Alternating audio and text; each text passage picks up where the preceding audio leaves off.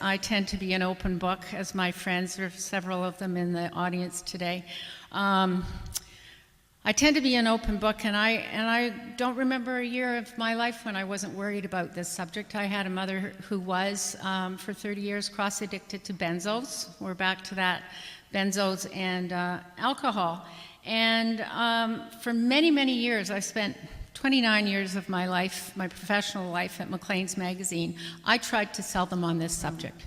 So I spent a long time at Maclean's trying to sell them on this, and it was a very sad moment when I left the magazine to go and be vice principal of McGill University for a while, made a detour in my life, and I remember the day when I took my files full of women and alcohol and I put them in the garbage, thinking I'll never get them. I'll never get to use them. That was a very sad day. So I think it puts a little context around why I feel so moved by the Atkinson actually saying yes to me, saying I could have a year of my life to travel with a budget around the world and find out what I could about alcohol and what was going on with girls, women, and alcohol. Because I had in my living room a box that I'd been keeping for a long, long time, and it had two things. It had LCBO inserts that come with our newspaper. For those of you who aren't from Ontario, advertising, often with a connection with a gorgeous woman, alcohol, and I had clippings, many of them from Britain, on what I call the Lindsay Lohan of the international set in terms of drinking, of what was going on with binge drinking in professional women, binge drinking in young girls. Certainly our values are fuzzy, but I'm going to get to stigma. I think it's probably the biggest barrier we have. If this year had a theme, the year that I worked on my book, the year that I worked on before that I worked on my series, if it had a theme, it would be one called stigma. I have to tell you that at the end of my series, we did a webinar on a Monday at lunch. And I went to the technician afterwards and I said, really sad that no one checked in. And he laughed and he said, what do you mean? We had 1,500 people listening quietly, but no one was brave enough to speak. When my articles appeared, I got hundreds and hundreds of emails and letters a day, but I also got personal phone calls, people crying, people saying, I can't help my wife. One person said my wife tried to commit suicide after reading your first piece because she was so worried she could never quit. So, in 30 years of journalism, I have to say I've never seen a story so hidden. I've never seen my fellow media so reluctant to pick up on this.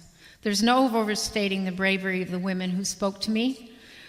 When I started my series, I said to each and every woman, would you rather be known as a depressive or an alcoholic? And not one person said alcoholic. Everyone said depressive.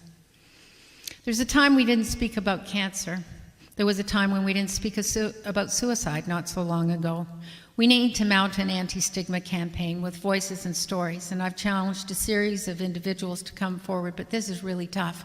In fact, I've had 5 people come forward and say that they would tell their own stories, and each and every one of them went back to their family and backed out.